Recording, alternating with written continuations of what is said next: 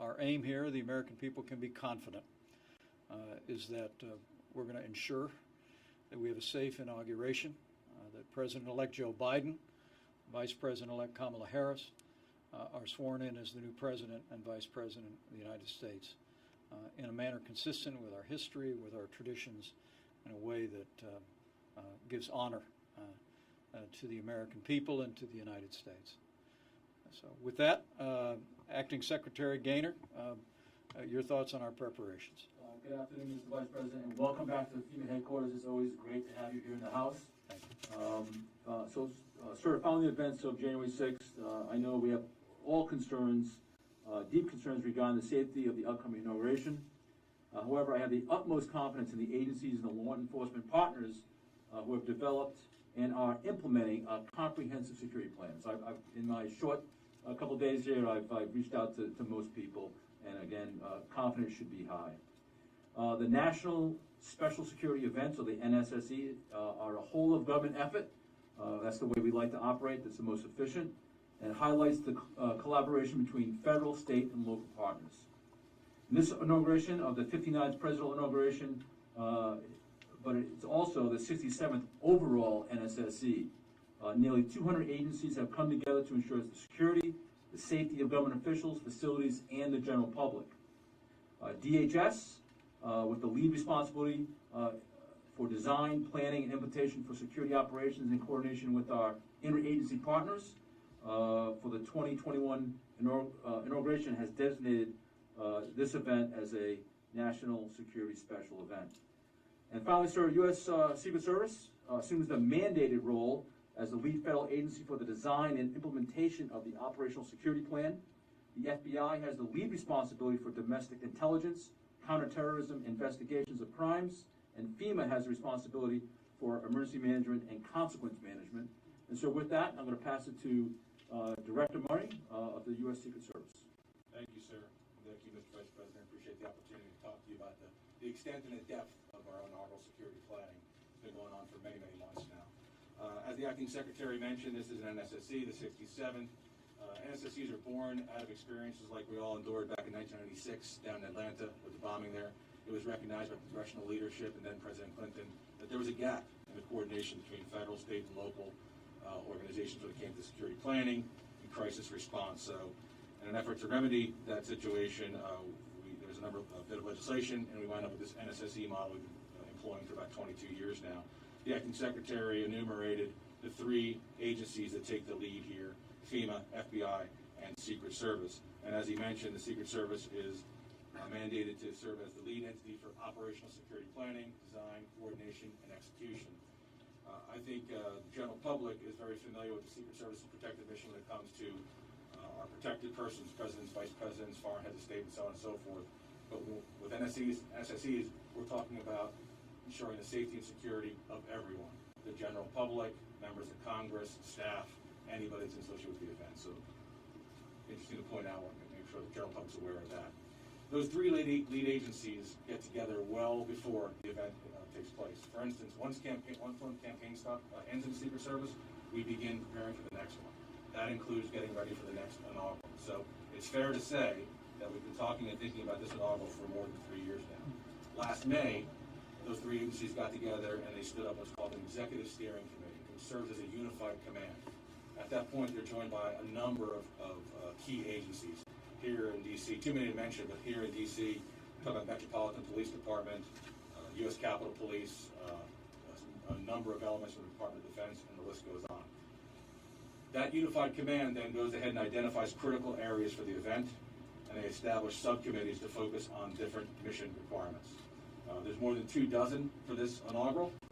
I won't list them all, but probably pertinent of interest would be we have subcommittees regarding civil disturbance, another one regarding crowd management, a separate one concerning airspace security, and the list goes on and on.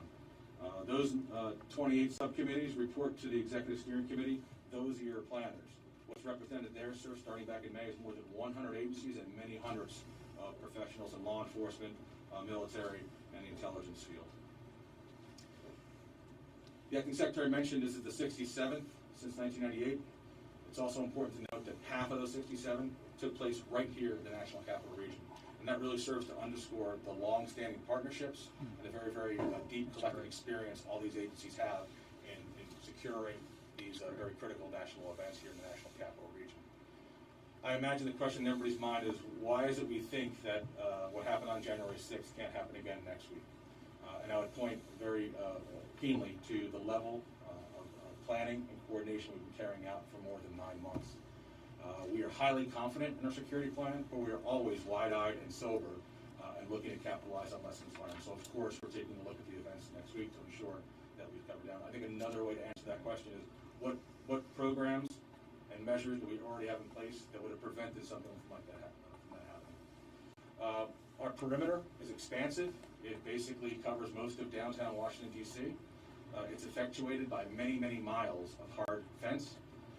And is supported by many, many thousands of law enforcement and National Guard personnel. The National Guard has been extremely supportive in this regard. We're very mindful that they have a mission beyond the National Capital Region, and we're working with the General and his staff to ensure that we don't deplete all the various states of what they might need over the coming days. And with that said, Sarah, I'll turn over to General Hokinson for his comments. Thank you. Thank you, Jim. General? Thank you, Vice President Pence, for the opportunity to cover what our National Guard troops are doing in support of district and federal authorities and around the nation. Right now, we have approximately 7,000 National Guard soldiers and airmen on the ground in support of the federal lead agency, and we're building to 21,000 for the upcoming inauguration. They're under the command and control of Major General William Walker, the Commanding General of the D.C. National Guard, and they're providing security, communications, logistics, and coordination with all supported agencies. For the safety of all involved and in close coordination with the agencies we're supporting, our Guard members are armed and equipped commensurate with the missions they've been asked to do. This is what we do, and we're trained to do it. As always, our first priority is to protect people and property and the safety and well-being of our National Guard personnel and their families. I visit with these men and women every night, and they understand the importance of this mission.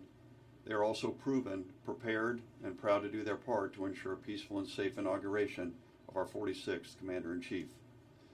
In addition, we're working closely with our adjutants general across the nation to ensure they have the personnel and equipment to meet any requirements in their communities. This includes the response to COVID-19, support to Operation Warp Speed, and any new requests for assistance. As you may be aware, the forefathers of today's National Guard were present for the inauguration of George Washington, and we've been part of every inauguration since. This support is made possible by our governors and their adjutants general, who have met every request we've asked of them. Lastly, I would like to thank our National Guard service members and the families and employers who make their service possible. While the last 12 months have been unprecedented, we continue to respond to every mission, both here at home and overseas, living true to our motto, always ready, always there. Thank you. Thank you, General. Chris? Mr. Vice President, just as we're doing with our investigation into last week's violent activities at the Capitol, we're bringing our aggressive operational capabilities and deep investigative and intelligence expertise to next week's inauguration. So, as Director Murray said, while the Secret Service takes the lead in inaugural security, the FBI is the lead federal agency for crisis response, for counterterrorism investigations, and intelligence analysis. And in that vein, as Director Murray said, we've been planning for months and months on this, which is part of what I think gives us the confidence that we have. At the FBI, we've set up a national command post at FBI headquarters, as well as a command post in our Washington field office, which I know you've visited before and you would recognize, as well as we're having command posts in all 56 of our field offices. Those command posts bring together personnel, not just from the FBI, but from across the government, to gather intelligence, to assess potential threats, to coordinate investigations, and to surge resources where needed. And they make it possible to share information in real time and allow our personnel to continually update those threat assessments. And those command posts are going to be running 24/7 through the inauguration and in some cases in the days to follow. We're monitoring all incoming leads, whether they're calls for armed protests, potential threats that grow out of the January 6th breach of the Capitol, or other kinds of potential threats leading up to inaugural events, and then various other targets. So we're lashed up with all of our partners in that regard. When we talk about potential threats, maybe I'll just say a word or two about that. We are seeing an extensive amount of concerning online chatter, I guess the best way I would describe it, about a number of events surrounding the inauguration. And together with our partners, we evaluate those threats and what kind of resources to deploy against them. Right now, we're tracking calls for potential armed protests and activity leading up to the inauguration. And the reason I use the word potential is because one of the real challenges in this space is trying to distinguish what's aspirational versus what's intentional. We're concerned about the potential for violence at multiple protests and rallies planned here in D.C. and at state capitol buildings around the country in the days to come that could bring armed individuals within close proximity to government buildings and officials. As you can imagine, the volume of information out there is significant, but we've been pushing that information as rapidly as possible to all of our relevant law enforcement and intelligence partners. And if we find that an individual poses a violent threat, then we and our partners will take advantage of every lawful authority and method we've got to disrupt any attempt or attack. Our posture is aggressive, and it's going to stay that way through the inauguration. So in that vein, we and our partners have already arrested more than 100 individuals for their criminal activities in last week's siege of the Capitol and continue to pursue countless other related investigations. And those help not only prevent those individuals from any effort to repeat that kind of activity, but also should serve as a very stern warning to anybody else who might be inclined to try to engage in that activity. But we're also taking other steps. You know, the American people may not hear about every disruption in the media and may not see the FBI's hand in everything we do, but they should be confident that there's an awful lot of work all across the country going on behind the scenes, out of the spotlight, where we're feeding relevant information to all of our partners so that they can harden targets as appropriate. And as I said, we're looking at individuals who may have an eye towards repeating that same kind of violence that we saw last week. I mean, from January 6th alone, we've already identified over 200 suspects. So we know who you are if you're out there, and FBI agents are coming to find you. My advice to people who might be inclined to follow in the footsteps of those who engaged in the kind of activity that we saw last week is stay home. Look at what's happening now to the people who were involved in the Capitol siege, wherever they scattered to, whether it was Memphis, Phoenix, Dallas, Honolulu.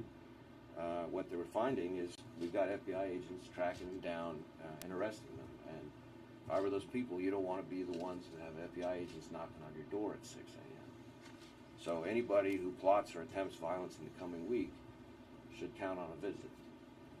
So together with our partners here in the district and across the country, we're going to be doing everything we can to ensure a smooth transition of power in the days to come. This is a team effort, and I'm really proud of the team that you have assembled here. Well, thank you, Director Wray. Thank you for the FBI's aggressive posture on bringing to justice those who desecrated the seat of our democracy last week. And leaning into investigations about any potential threats surrounding our inauguration. I'm truly grateful to the men and women of the FBI. General Hokanson, let me also convey to you a gratitude, I know, of our entire administration and the American people for the citizen soldiers who are here in our nation's capital today and their families.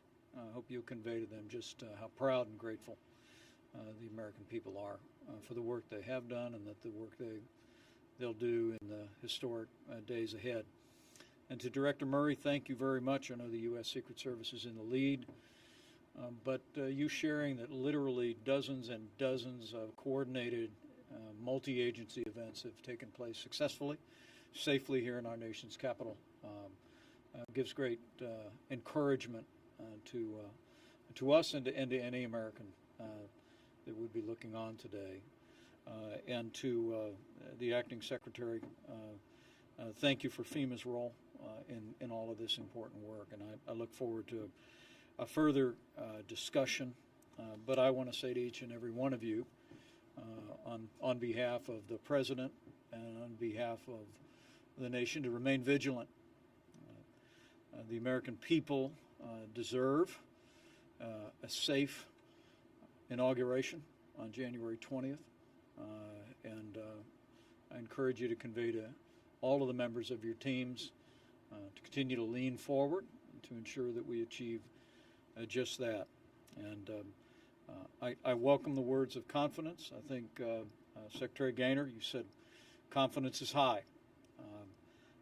And the American people can be confident that our administration will continue to work every day between now and January 20th to ensure an orderly transition. And we'll continue to work with all of the agencies represented here and the tens of thousands of men and women that are working around the clock to ensure a safe inauguration for our President-elect, for our Vice President-elect, and for all of the American people. They deserve nothing less. And I thank you for your efforts. Thank you all.